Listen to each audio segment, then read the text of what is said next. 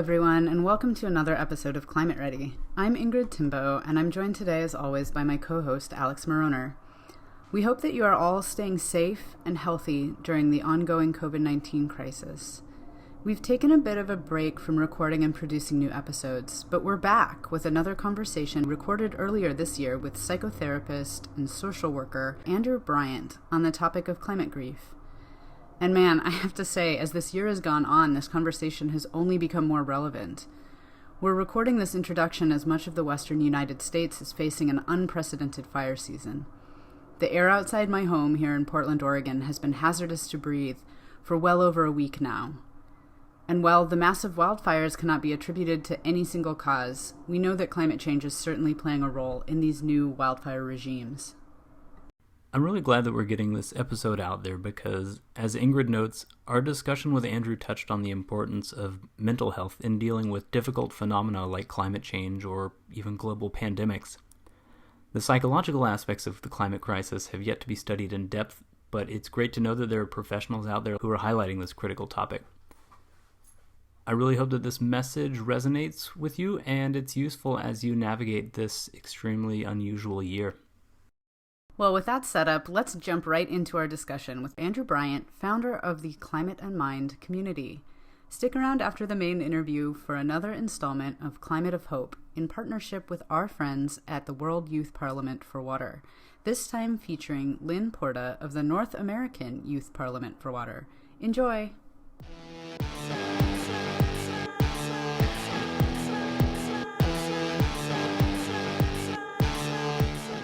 Climate Ready is a product of AGWA, the Alliance for Global Water Adaptation, an international members-based NGO working across technical and policy programs to mainstream resilient water resources management, focusing on the connections between water resources and climate adaptation and mitigation. The Climate Ready podcast is made possible with support from Deutsche Gesellschaft für internationale Zusammenarbeit, or GIZ, on behalf of the German Federal Ministry for Economic Cooperation and Development, BMZ. For more information on GIZ, visit www.giz.de. Climate Ready would also like to acknowledge the continued support of the Water Global Practice of the World Bank. For more information on the World Bank's activities around water, visit worldbank.org/water.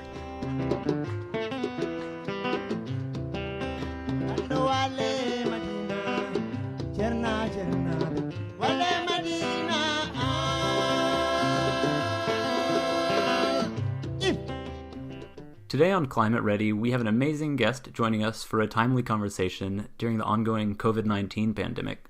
We're joined by Andrew Bryant to discuss aspects of mental health, and although we'll mostly be focusing on the idea of climate grief, we can all learn from some of the lessons he'll share.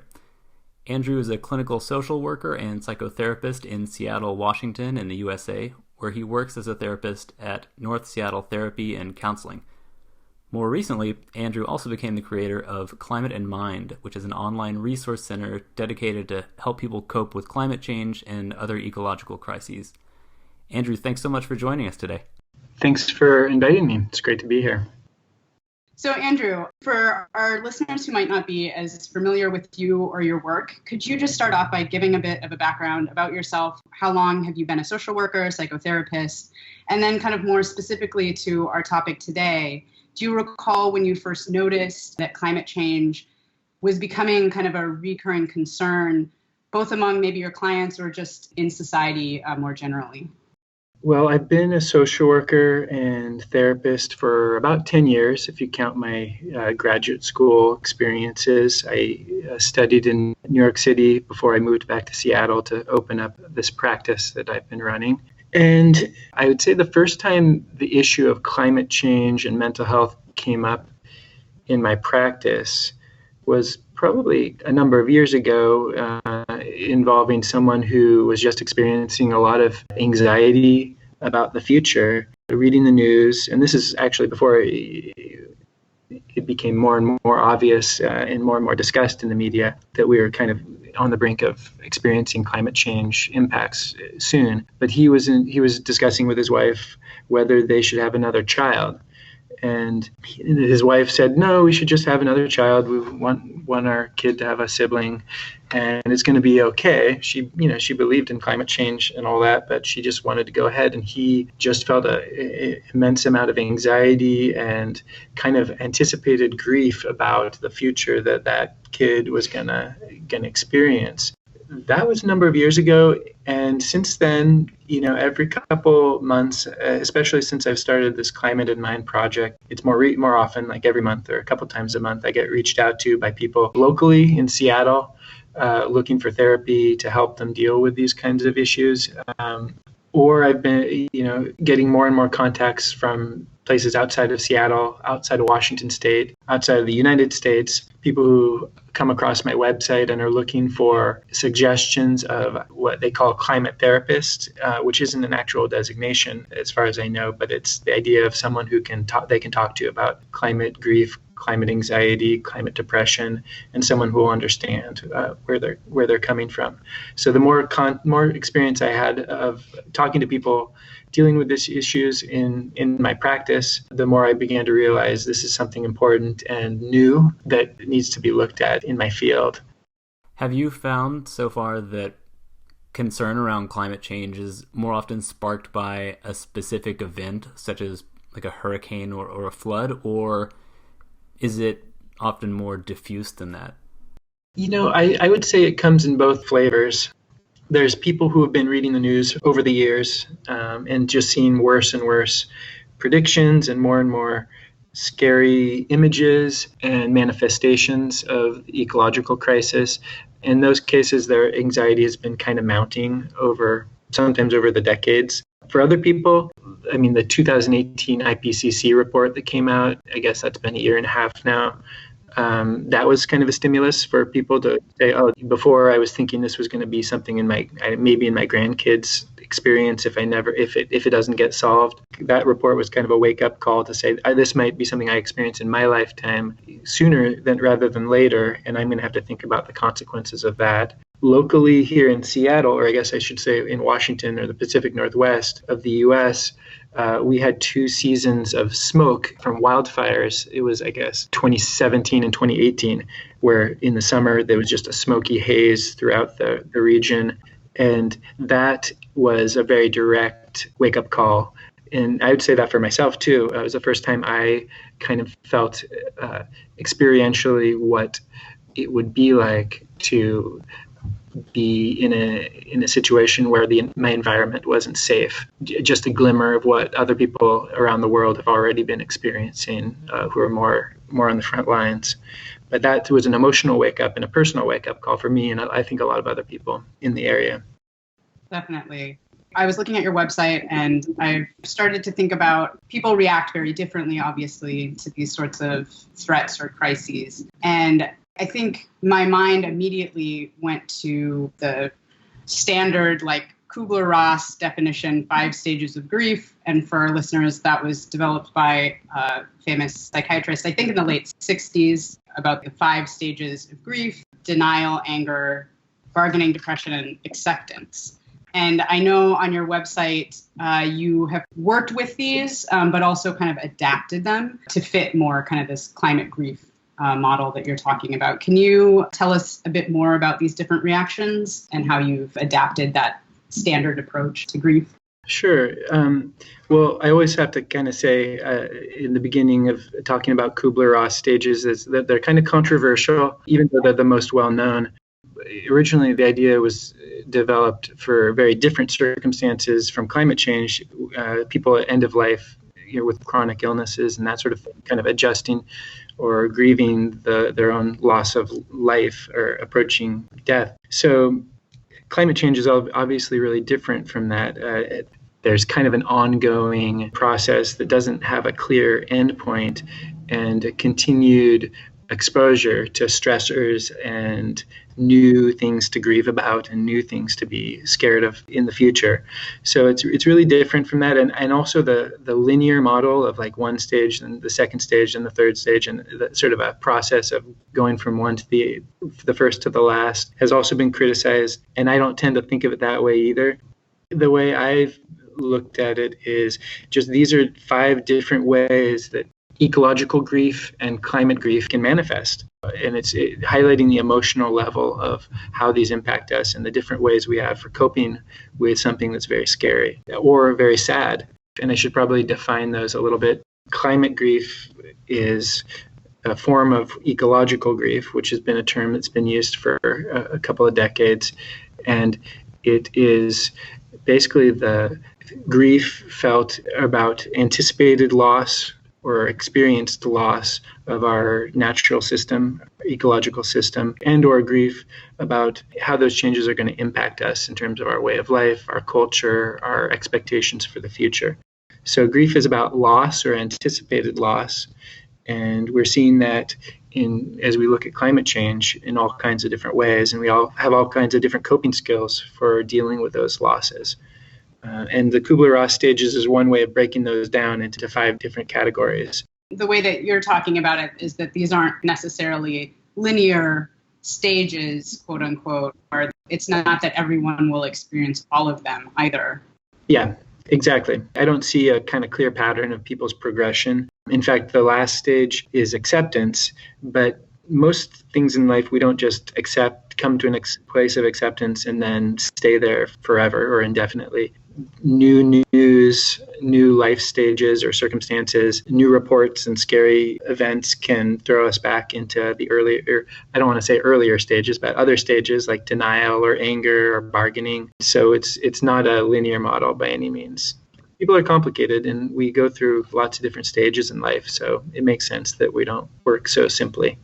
And maybe one of the major distinctions, as you said, this model was designed to address the concept maybe of human mortality or something like that. So it would be considered a good thing to get towards the final step of acceptance, whereas I would think it's pretty counterintuitive. I don't think you would want that to be the final emotion you get towards when you're talking about climate grief. You don't want to just accept climate change. In fact, you'd probably like to do something else and to take action against it. Because kind of what I see underlying all of these different emotions, this range of emotions you might experience of anger and depression is really just a sense of powerlessness against climate change. Is that one of the main concerns that you've seen through your own experience or through your clients? For sure. A lot of people, if you really kind of slow down and dig down into how they're feeling about you could say it about things that are wrong with the world in general, but with climate change or the ecosystem in particular, there's a feeling like, I want to be able to fix this. I want to be able to do something that will solve this problem because it's scary or sad or upsetting. The next sort of logical step is, wow, this is too big for one person to tackle. I mean, nothing makes that more obvious than something like climate change, which is so enormous. And so then, the next step after that is a sense of powerlessness. Like, what can I do? There's nothing I can really do to fix this problem. Now, there are things that one can do to contribute to solutions, but so often in the back of our minds, we're looking for something that will, be the thing that will save the world.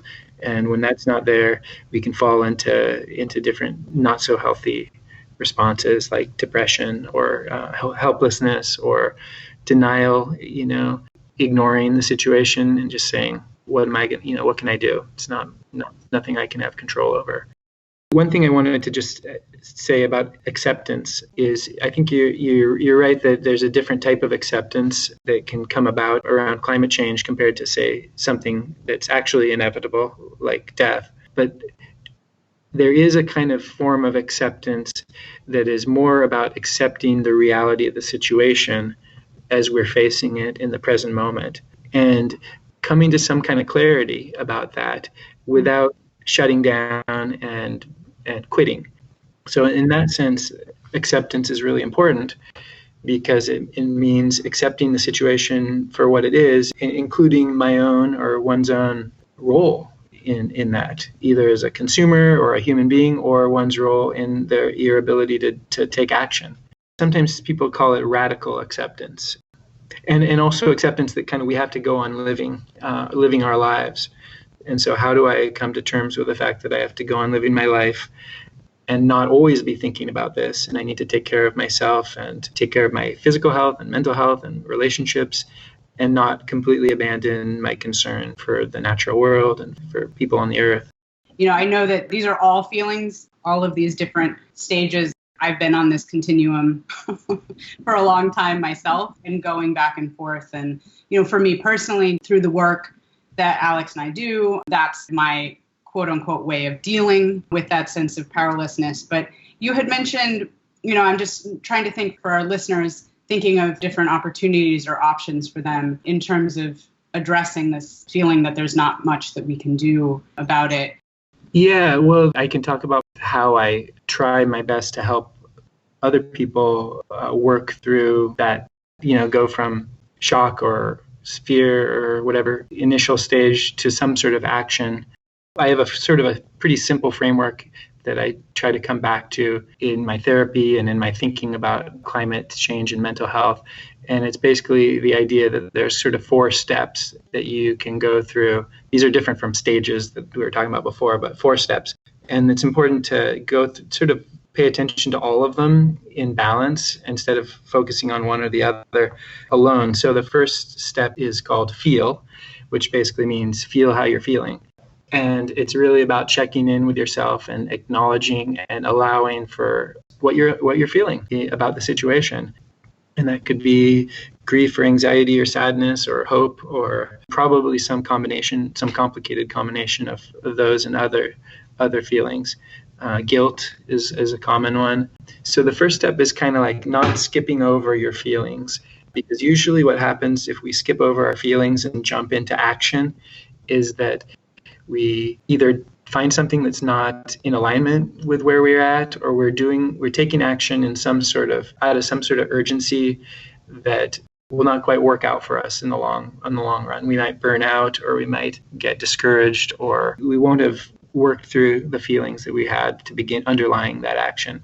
So feel is the first step. Talk is the second step, which means talking to people about how you're feeling. So a lot of people are experiencing a lot of grief. I've talked to folks at various climate conferences who've said, I've been working in the field of resource management for 3 decades, and nobody's ever mentioned the word climate grief to me before, but I realize now that I've been experiencing that all this time. And I said, well, you might want to bring that up in the lunchroom next time you go to work. I bet other people will know what you're talking about. There's something about speaking about the feelings, taking it out from the inside and putting it outside with someone who's safe and understanding, that can be really helpful and transformative. And then the next 2 stages are unite, which means kind of finding people who share those concerns or feelings and help you feel less alone and less isolated in your experience of grief or depression or anxiety. And then only after you've gone through those first 3 steps, feel, talk, unite, then you're in a good place to come up with an action that is in alignment with who you are, what your strengths are, what your capacities are and your resources are, to find an action that feels right. And then, you repeat the process. Now that makes total sense. And I think that the way that you've laid out those 4 phases is structured in a way to where it might really get at the heart of the matter, in the sense that if a lot of the underlying issue is the sense of isolation and powerlessness, that to first start by acknowledging your feelings and then talking it out, but really probably that 3rd phase of uniting is one of the most important phases, because collective action, as we all can acknowledge, is going to be much more effective in the long run, especially if we're trying to move towards systemic changes that are necessary to address climate change. That uniting together before you take action seems really critical. Individual action is great as well, but through sort of uniting together towards a common cause, you can magnify your impact. And then, Andrew, maybe continuing this conversation around the motivations behind climate actions. We haven't touched on this too much yet, but another feeling that's often tied with our emotions around climate change is the idea of guilt. Do you find that guilt can be motivating, or is it more often serving as a crutch? I think guilt is such a common feeling for people to have around these issues. Guilt about action that they're taking on an individual level, and guilt about action they might be taking on an activist level or not taking, and guilt about existing, breathing and living on the earth and consuming resources, guilt about having kids, guilt about, well, you get the picture. And it's really not helpful. It really shuts people down and makes them either feel helpless again or take action just for the sake of it. Like, I just better do something so I feel less guilty. And that doesn't usually lead to super productive steps forward. It's usually it kind of goes into that bargaining category of the Kubler-Ross stages where it's like, if I do this, maybe I just won't feel as guilty for a while. Literally just before we dialed you in for this interview, Alex and I were talking about the guilt aspect of this. Mm-hmm. I know we're talking about climate grief, but we could also do a whole podcast just on climate guilt, especially, for us as being very privileged Western individuals. That's something I feel like I experience a lot. Another topic that we have talked about before and really want to do more episodes on too is kind of looking at climate justice issues as well. And that plays right into that whole guilt aspect of things. I know that I definitely struggle with, but I completely agree with you that it's not really a productive mode to operate in. Just to be clear, and I think this is maybe obvious, well, maybe it's not. You can see that there's something wrong with the situation, or even something that needs to change I can see something that needs to change about my behavior or my actions or my focus. That can be very productive, but you don't have to turn that in on yourself and say that means something about who I am. So I guess I want to just make a distinction between seeing sometimes there are really important things we needed to do differently, or maybe we made a mistake and hurt someone or did something wrong, and you can feel genuine regret or sadness about that, and that can be productive. But what's not productive is turning it in on yourself and feeling bad about you as a person, because that's really disempowering and shuts people down and keeps people stuck. So for those people who might be feeling some sort of climate grief, what types of tools or support networks are available for anyone out there trying to cope with climate change anxiety or other emotions? And maybe this could be an opportunity to tell us more about what you're doing with your Climate and Mind website as well. I'm a therapist, but I don't think climate therapy is the solution to these issues by any means. But it can be a helpful entry point to talking about anxiety and depression. A lot of the time ways in climate-related anxiety and depression manifest is related to kind of underlying personality patterns. So finding a therapist can be a helpful way of doing that. And coming together in groups, finding people who share similar feelings and talking about the emotions that you're having, just naming them. I can't understate how helpful that can be for a lot of people. Unfortunately, it's relatively new and there's not a lot of resources out there. So people have to kind of take it in their own hands, I think, and form groups if they need to on their own, or find support around them that they can gather together to get through this. The Climate and Mind website, part of the aim was to bring together resources that are out there, both for mental health professionals like therapists looking for exploration of this topic in a clinical way, researchers just wanting to discuss it on a sort of more thematic way. And that was the original intent. And as more and more people reached out to me from the general public and the media, I thought, this might be useful for people who are looking for support or resources or next steps. So on the website, there's a list of resources, books, groups, people, articles, videos, guidebooks, and they're all particular. What would be helpful for one person would be different from what would be helpful for another. But I encourage people to check that out, and especially the groups page, because going back to that idea of uniting being so important, finding groups that are doing things to foster openness about climate-related emotions is really, really important.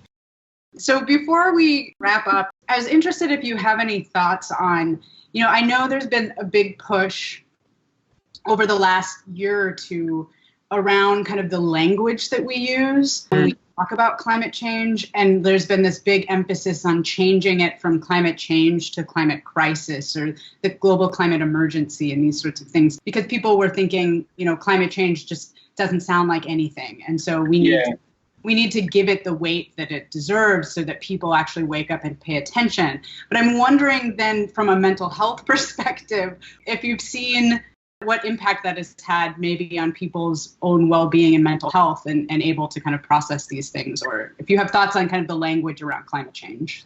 Yeah, it's occurring to me that I think on my website, I've been trying to use the phrase climate crisis for that reason. And I notice, I think in conversation, I keep slipping back into climate change, which is kind of just out of habit, I think, over the decades. Same for us too. Yeah. This might be tangential, but I think worth pointing out that on a certain level, I think it's worth saying that anxiety about these issues is reasonable and makes sense. It is appropriate to feel anxious about what's happening to the planet. And so language like crisis and emergency that is really pointing to the reality, at least from a lot of people's perspective, including almost all scientists who are studying this, points to the reality that we're in a crisis, is just sort of stating it like it is. Sort of like, we're in a coronavirus crisis or a COVID crisis right now. You could find another word like pandemic, but nobody's saying, coronavirus change or coronavirus situation. People are calling it what it is because it's so disruptive and so huge.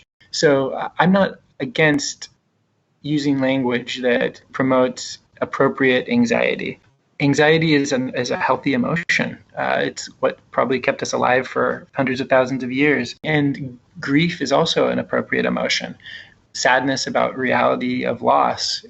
We should be feeling that way if we're really in touch with our emotions about potential loss.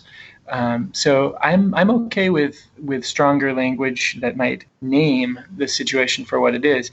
And to me, I think of these, all these emotions are feelings. They're human experiences. There's nothing good or bad about them. They're just real. What we do next is a different story. So there's healthy and unhealthy or appropriate or inappropriate ways of acting out our emotions, like anxiety or depression. And so what my goal is to help people feel like really understand what's going on the planet, feel the emotions they're having, even if it's challenging, and then find ways to deal with them in a healthy way, healthy for themselves and healthy for the planet in the sense of being productive and moving towards change. Totally. And I think that circles back to our earlier conversation about radical acceptance, right? Yeah. It's okay to name things as they are. It's okay to feel these feelings that we're feeling. It's accepting that this is the reality that we live in. And so we need to not be in denial and to say things when they need to be said. And, it just feels good to talk about it. I, as a therapist, it's kind of, I feel sometimes it's really such a simplistic thing to say, but I often find myself saying, you might want to talk to this person. You might want to talk to someone about that. Or if you're, concerned or worried, have you thought about having a conversation? And sometimes we're scared to have those conversations for lots of different reasons. But it generally helps. And it helps us feel less alone and helps us feel more empowered and healthy. Yeah. I like it. Ending on a positive note. Thanks for all the insight and for shedding light on this overlooked topic, Andrew. We can definitely all use more tools in our emotional tool belts these days. Thanks a lot for your time. It'll be useful, I think, for folks. Good. I hope so. That's that vacuum I was talking about. This seems like something that people want to talk about, but maybe don't have the language for. So I hope it's helpful to start some good conversations.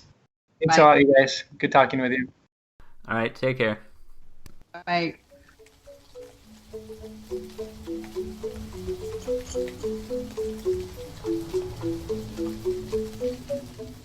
Well, like we said at the outset, that was a really great interview. I was glad we got to be joined by Andrew Bryant and get what felt like a free therapy session there. I like the way that Dr. Bryant framed empowering ourselves to respond to the complex emotions we might be feeling, and in particular in the 4 steps that he outlines, which were, again, to feel how you're feeling, don't skip over these emotions, then talk to others about how you're feeling, unite with others who feel the same way, and then ultimately come up with an action or a set of actions that are aligned with your capabilities and your goals. I totally agree. I also want to reiterate the point he made that feeling anxiety about the climate crisis is a completely reasonable response to the reality that we are living in. It's okay to feel anxious, sad, or grief about loss. The The key is identifying healthy ways to act on these emotions, both for yourself and for the planet. Finally, I would really encourage you to check out the Climate and Mind website to find more resources if you or someone you know is struggling with depression or anxiety, or simply wants to learn more or connect with groups in your area that are talking about mental health and climate change. And with that, we'll now turn to our Climate of Hope segment in partnership with the World Youth Parliament for Water. Lynn Porta is a graduate student in Water Resources Policy and Management at Oregon State University, and she is co-president of the newly formed North American Youth Parliament for Water. Lynn shares her insights on how international agreements and soft laws around shared freshwater resources create room for hope through some really future-focused thinking. Unfortunately, you don't have to look hard to recognize the impacts of climate change in any immediate area you're in. We have largely left the period of watching for signs to the future regarding how climate change will impact us and have entered the age of seeing it play out before our eyes in daily life as long as you're willing to look. As someone who's always been prone to globe-trotting rather than setting down roots, I've had the opportunity to see impacts of climate change on relatively diverse landscapes, coniferous forests of the Cascades and high desert regions in the Pacific Northwest of North America, really lush mountain lakes in the northeastern Appalachia, USA, chaparral and deserts in the southeastern Mediterranean coast countries. These are all places I've lived in, become attached to, and I've seen the impacts of climate change from a combination of processes that are driving climate change that localities did not have the power to prevent, but were also exacerbated by previous policy and action hampered by jurisdictional limitations. This is a prime example of the importance of the Sustainable Development Goal 6.5 for the use and incorporation of integrated water resources management and transboundary cooperation in all levels of governance.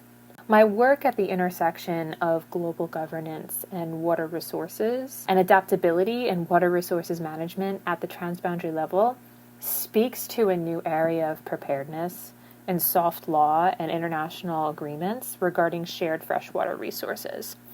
I work with the Transboundary Freshwater Dispute Database hosted by Oregon State University, specifically within their International Freshwater Treaties database. And recent assessments of treaty contents about freshwater resources speak to a degree of hope for the future in terms of adaptive capacity in these soft law policies. When governments with shared water resources are coming together, they want to address water resources with a degree of flexibility and with concern for the future of their shared resources. Now, to be clear, even relatively recent international treaties rarely explicitly mention climate change in their wording or its impacts in relation to water resources. The language that creates room for a climate of hope, as I see it, instead comes from rising occurrences that you see in these documents of future-oriented, realistic recognition that water availability and water resources are changing, and a need to proactively protect these resources at the transboundary level. My own research using the International Freshwater Treaties database preliminarily notes that concerns for phrases like future generations and the provision of water for environmental services and ecosystem functioning, and the protections of both water quality and water quantity, two different aspects in these treaties, are building as we look at the contents of these documents over time. These documents are also increasingly engaging in the institutionalization of freshwater resources, in that they lay the framework for states to cooperatively manage their shared water resources through forums like joint commissions, information sharing, monitoring of the agreement principles itself, and in some cases establishing river basin organizations with broad mandates for transboundary management of shared resources. These are measures that are future-focused, cognizant of environmental needs and connectivity with dependent human systems, and generally open to flexibility for the future. With concepts like these becoming more popular in international agreements, they provide a platform for tracking in real time and retroactively the increasing interest in preparedness for environmental change becoming enshrined in international policies.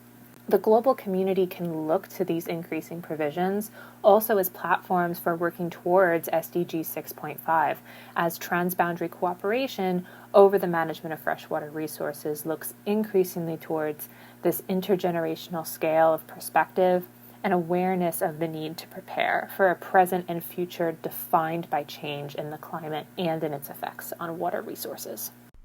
That will do it for this episode of Climate Ready. Thanks again to our interview guest, Andrew Bryant, and to Lynn Porta for her Climate of Hope contribution. Until next time, everyone.